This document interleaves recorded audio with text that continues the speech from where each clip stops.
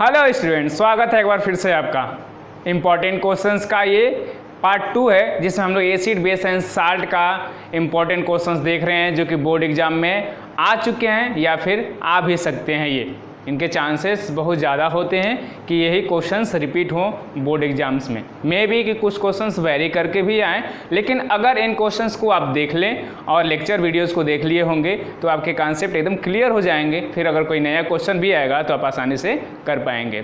तो पिछले वीडियो में हमने 16 क्वेश्चंस देखे थे, अब आज उसके आगे हम लोग शुरू करते हैं। तो इन क्वेश्चंस का आप नोट्स बनाते रहिए ताकि आपको काफ़ी ये मदद करने वाला है। Question number 17. The pH of a salt used to make tasty and crispy pakora is 14. जहाँ पे टेस्टी एंड क्रिस्पी पकौड़े की बात आ गई तो कौन सा साल्ट यूज किया जाता है? आपको याद होगा कौन सा साल्ट यूज किया जाता है? Baking soda, baking powder use किया जाता है। आइडेंटिफाई द सॉल्ट, तो सॉल्ट कौन सा हो गया? Baking soda. फार्मूला तो यही लिखेंगे हम लोग। And right a chemical equation for its formation, और कैसे ये बनता है तो हम लोग कई बार डिस्कस कर चुके हैं। ब्राइन सोल्यूशन में, अमोनियाकल ब्राइन सोल्यूशन में कार्बन डाइऑक्साइड गैस पास कर देते हैं तो बन जाता है बेकिंग सोडा और अमोनियम क्लोराइड। ये हमारा फॉर्मेशन है। लिस्ट इट्स टू यूजेज क्या है? फायर एक्सटिंग्विशर में यूज होता है, ये पकौड़ेज बनाने में यूज होता है, और भी कई तरह के यूजेज हैं जो कि हम लोग पहले भी देख चुके हैं। लेकिन जो इसका एक दे रहा है ऑप्शन कि इसका pH 14 है, लेकिन ऐसा आपको क्लियर होगा कि कोई भी ऐसा साल्ट नहीं होता है जिसका pH 14 हो। बेस का pH 14 होगा लेकिन किसी भी साल्ट का pH 14 नहीं हुआ, तो ये क्वेश्चन में ये गलत है चीज़। लेकिन आंसर इस क्वेश्चन के हिसाब से जो होगा वो होगा baking soda. Question number 18. From the preparation of cakes baking powder is used. सबको जानता है कि केक को बनाने के लिए क्या यूज होता है? बेकिंग पाउडर यूज होता है। If at home your mother uses baking soda at the place of baking powder, how will it affect the taste of cake and why? कह रहा है कि हम जानते हैं कि केक को बनाने के लिए एक बेकिंग पाउडर यूज किया जाता है, लेकिन अगर घर पे आपकी मम्मी बेकिंग पाउडर की जगह पे बेकिंग सोडा का यूज़ करें तो उसका टेस्ट कैसा होगा और क्यों? तो हम जानते हैं कि बेकिंग सोडा और बेकिंग पाउडर में डिफरेंस क्या है?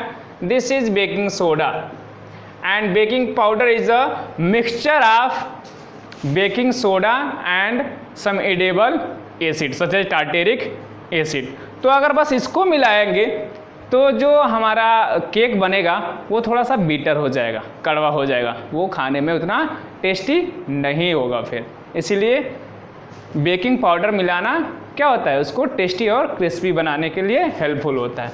Question number 19. How baking soda can be converted into baking powder? Baking soda को बेकिंग पाउडर में कैसे कन्वर्ट कर सकते हैं? तो बेकिंग सोडा में अगर स्टार्च मिला दें और टार्टेरिक एसिड मिला दें तो ये बेकिंग पाउडर में कन्वर्ट हो जाएगा।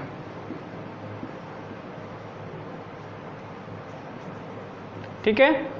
Question number 20. What makes cake soft and spongy? Cake को कौन सी ऐसी चीज़ है जो सॉफ्ट और स्पॉन्जी बनाती है? तो जब हम लोग उसमें बेकिंग पाउडर मिलाते हैं और जब प्रोसेस हीट होता है तो इसमें कार्बन डाइऑक्साइड गैस रिलीज होती है, कार्बन डाइऑक्साइड गैस रिलीज होती है, और ये कार्बन डाइऑक्साइड जो गैस होती है वही केक को या पकौड़ों को स्पॉन्जी और टेस्टी सॉफ्ट बनाती है। ठीक है। Question number 21. What right chemical formula of bleaching powder, how is it prepared, right one important use. तो हम लोग अभी इसका प्रिपरेशन पिछले वीडियो में भी देख चुके हैं। ब्लीचिंग पाउडर का फार्मूला क्या होता है? Calcium oxychloride. कैसे प्रिपेयर होता है? तो लाइम वाटर यानी कैल्शियम हाइड्रोक्साइड में क्लोरीन गैस जब पास की जाती है तो बन जाता है कैल्शियम ऑक्सीक्लोराइड। ठीक। Right one important use. तो ब्लीचिंग पाउडर किस में यूज होता है? ये वाटर को डिसइंफिकेंट करने में, जर्म्स को मारने में, प्योर करने में यूज होता है ब्लीचिंग पाउडर। ठीक है। Next question, question number 22. The soil in field is highly acidic, जो एक फील्ड का सॉइल है वो हाईली एसिडिक है।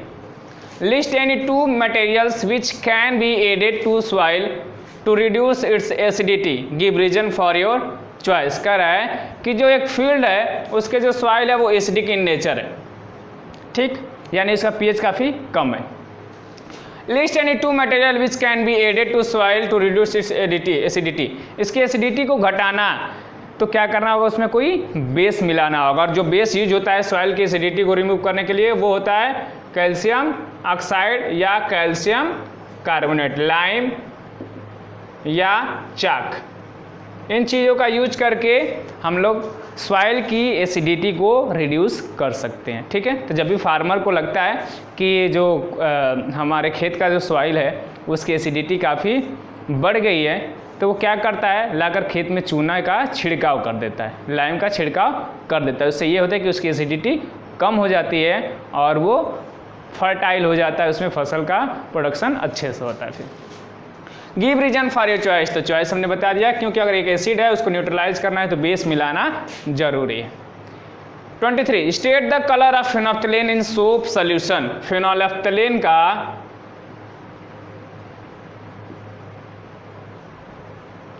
सोप सोल्यूशन में कलर क्या होगा। सोप सोल्यूशन में क्या होता है, बेस होता है, और फेनोल्फ्थालीन जब बेस में जाता है तो इसका कलर क्या हो जाता है, पिंक कलर का हो जाता है ये। अगर आपको याद है जब हम लोग पढ़े थे स्टार्टिंग में तो हमने देखा था कि किस इंडिकेटर में कलर कैसा हो जाता है, तो आपको वहाँ से याद अगर है तो आप आसानी से बता सकते हैं कि सोप सॉल्यूशन जो कि एक बेस है तो उसमें फेनोल्फ्थालीन का कलर क्या होगा, तो क्या होगा, pink colour. Next question 24 name the byproduct of chlor alkali process which is used for manufacturing of bleaching powder. कह रहा है कि क्लोर एल्कली प्रोसेस में एक बाई प्रोडक्ट जो रिलीज होता है उसको यूज किया जाता है ब्लीचिंग पाउडर को बनाने में, तो वो कौन सा बाई प्रोडक्ट है। तो क्लोर एल्कली प्रोसेस में तो यही होता है, ब्राइन सोल्यूशन में हम लोग इलेक्ट्रिसिटी पास करते हैं तो सोडियम हाइड्रोक्साइड बनता है, हाइड्रोजन बनता है और क्लोरीन बनता है, और इसी क्लोरीन का यूज करते हैं हम लोग ब्लीचिंग पाउडर बनाने में। तो कौन सा बाई प्रोडक्ट है, क्लोरीन गैस, ठीक है। Next question 25 name one indicator which specify the various levels of H+ ion concentration. तो इसका आंसर क्या है, यूनिवर्सल इंडिकेटर, एकमात्र इंडिकेटर जो हर तरह के H+ आयन कंसंट्रेशन के बारे में बताता है। हर एक इंडिकेटर को मिलाकर यूनिवर्सल इंडिकेटर जो है वो हर तरह के H+ आयन के कंसंट्रेशन के लेवल को बताता है। फिर question number 26 name the acid present in tomato, vinegar and tamarind. तो ये सब हमें याद करने की होती है। टोमेटो में कौन सा एसिड पाया जाता है, तो ऑक्जेलिक एसिड होता है। विनेगर में कौन सा एसिड पाया जाता है, तो वो एस्टिक एसिड होता है। टैमरिंड में कौन सा एसिड पाया जाता है, तो वो टार्टेरिक एसिड होता है। तो ये सब चीज़ें हमको याद करना है, टोमेटो में ऑक्जेलिक, विनेगर में एस्टिक, टैमरिंड में टार्टेरिक एसिड। तो ये अगर आपको याद है तो आपको एग्जाम में डायरेक्ट कुछ सोचने की जरूरत नहीं है, डायरेक्ट आप आंसर लिख सकते हैं। तो इस तरह से ये क्वेश्चन 26 तक हो गया। कुछ और क्वेश्चन देखते हैं हम। तो कुछ और क्वेश्चन हमने लिख रखे हैं बोर्ड पे, तो देखते हैं उनको अब। Question number 27 the pH of soil A is 7.5, यानी A का pH कितना है, 7.5 है, and pH of soil B is 4.5। Out of soil A and B which one should be treated with powdered chalk. Chalk से किसको treat करना चाहिए, चाक यानी कैल्शियम कार्बोनेट से, जो कि एक बेस होता है।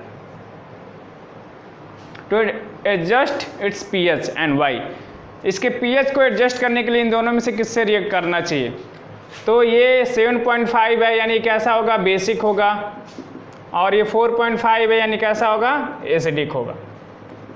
तो बेस से बेस को रिएक्ट करा के पीएच थोड़ी एडजस्ट होगा, बेस को एसिड से रिएक्ट कराकर उसका पीएच एडजस्ट किया जा सकता है। यानी सॉइल बी से चाक को रिएक्ट कराया जाएगा ताकि उसकी जो पीएच है वो एडजस्ट हो जाए, ठीक है।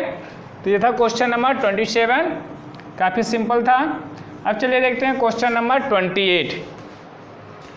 Stand of curry on a white cloth becomes reddish brown when soap is scrubbed on it and turns yellow again when cloth is washed with plenty of water. करा जो स्टेन ऑफ करी लगा होता है वाइट कपड़े पे, तो जब उसको सोप से रगड़ के धुला जाता है, साफ किया जाता है सोप से, तो वो रेड कलर का हो जाता है। लेकिन जैसे उसको प्लेंटी ऑफ वाटर में ज़्यादा पानी में फिर वॉश किया जाता है तो फिर येलो कलर का हो जाता है। क्यों? तो जो स्टेन ऑफ करी होता है उसमें क्या होता है, टर्मरिक, और टर्मरिक एज ए इंडिकेटर हम लोग जानते हैं कि जब ऐसे ये बेस से रिएक्ट करता है तो कैसे कलर का हो जाता है, रेड कलर का। टर्मरिक होता है येलो कलर का, और जैसे ये बेस से रिएक्ट करता है तो हो जाता है रेड कलर का। लेकिन फिर जैसे उसको, और सोप में क्या होता है, बेस यानी ये सोप से रिएक्ट कर रहा है, सोप यानी NaOH, सोडियम हाइड्रोक्साइड, और सोडियम हाइड्रोक्साइड जो एक बेस है वो वाटर में सॉल्युबल होगा ही। एसिड और बेस क्या होते हैं, वाटर में सॉल्युबल होते हैं। तो फिर जैसे इसको कपड़े को फिर पानी में धुला जाता है ज़्यादा पानी में, तो वाटर में वो सॉल्युबल होता है, यानी उस पर सोप का इफेक्ट खत्म हो जाता है। तो फिर वो जैसे येलो था फिर येलो कलर का हो जाता है। ठीक है। अब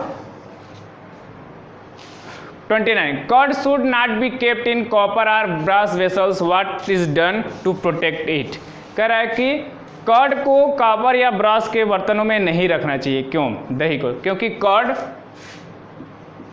कंटेन्स एसिड, उसमें क्या होता है, एसिड होता है, और एसिड को जब भी किसी मेटल में रखा जाएगा तो एसिड से कैसे होते हैं, कोरोजिव नेचर, और मेटल को से रिएक्ट करके उसको धीरे धीरे कोरोड करना शुरू कर देते हैं या उससे रिएक्शन कर लेते हैं और साल्ट बना लेते हैं। इसलिए उनको मेटल कंटेनर में नहीं रखना चाहिए, कर्ड को या पिकल्स को मेटल कंटेनर में नहीं रखना चाहिए। तो उसको प्रोटेक्ट करने के लिए फिर क्या करना चाहिए, तो ग्लास के बर्तन में उसको आसानी से रखा जा सकता है, क्योंकि ग्लास से एसिड रिएक्ट नहीं करते हैं। ठीक। नेक्स्ट क्वेश्चन है, explain how antacid works. Antacid का मतलब क्या हुआ, जनरली एंटा एसिड के रूप में क्या होता है, सोडियम हाइड्रोजन कार्बोनेट, जो एक तरह का क्या है, बेस है, एंटा एसिड के रूप में यूज होता है, बेसिक सॉल्ट है ये।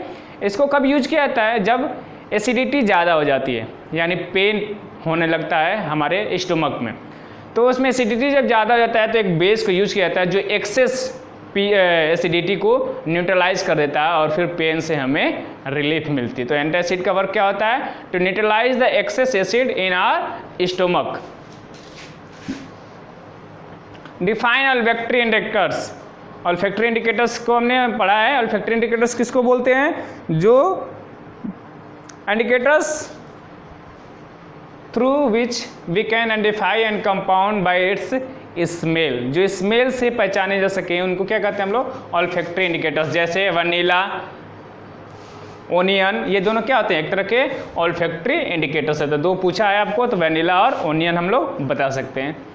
Choose strong acid from this. तो हम लोग जानते हैं जो ऑर्गेनिक कंपाउंड होते हैं वो वीक होते हैं, ये मिनरल्स हैं तो ये स्ट्रांग होंगे, ये वीक होगा क्योंकि ऑर्गेनिक है, कार्बन इसमें आ गया तो वीक हो गया, और ये फिर मिनरल है तो ये स्ट्रांग। तो स्ट्रांग कौन है, सल्फ्यूरिक एसिड और नाइट्रिक एसिड। तो हमारा आंसर क्या हो जाएगा, sulphuric acid and nitric acid. ठीक।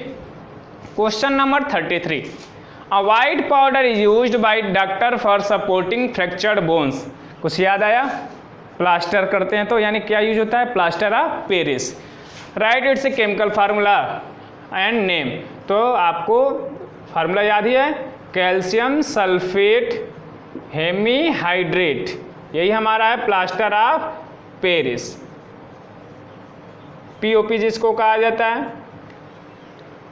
When this is mixed with water, जब इसको वाटर से रिएक्ट कराते हैं, a hard solid mass is obtained, तो एक काफ़ी हार्ड मास obtained होता है। Right chemical balance chemical reaction. तो जब इसको हम लोग रिएक्ट कराते हैं वाटर से, 3/2 मोल्स ऑफ वाटर, तो ये बना लेता है कैल्शियम सल्फेट का 2 वाटर मॉलिक्यूल्स, CSO4 2H2, और ये होता है आपका जिप्सम। प्लास्टर ऑफ पेरिस का जब हम लोग हाइड्रोलाइसिस कराते हैं तो बन जाता है वो जिप्सम, और वो काफ़ी क्या होता है, हार्ड सब्सटेंस होता है। उसी तरह से हम लोग जिप्सम का हीट करके जिप्सम को at 100 degree Celsius plaster of Paris भी बना सकते हैं। तो ये कुछ क्वेश्चंस, यानी अभी तक हम लोग 33 क्वेश्चंस देख चुके हैं इस चैप्टर के जो इम्पोर्टेंट हैं। किसी को जनरली आपको याद करने की ज़रूरत नहीं है, समझने की ज़रूरत है सभी क्वेश्चंस को। अब पिछले वीडियो में हमने 16 क्वेश्चन देखे, आज भी हम लोग बस 16-17 क्वेश्चन देख लिए। फिर नेक्स्ट वीडियो में कुछ और क्वेश्चन देखेंगे। वीडियोस में अगर कहीं पे भी आपको कोई प्रॉब्लम लगे तो कमेंट करके बताइए, नहीं प्रॉब्लम लगे तो लाइक करके शो करिए कि हाँ आपको वीडियो पसंद आई है। मिलते हैं फिर नेक्स्ट वीडियो में। जय हिंद।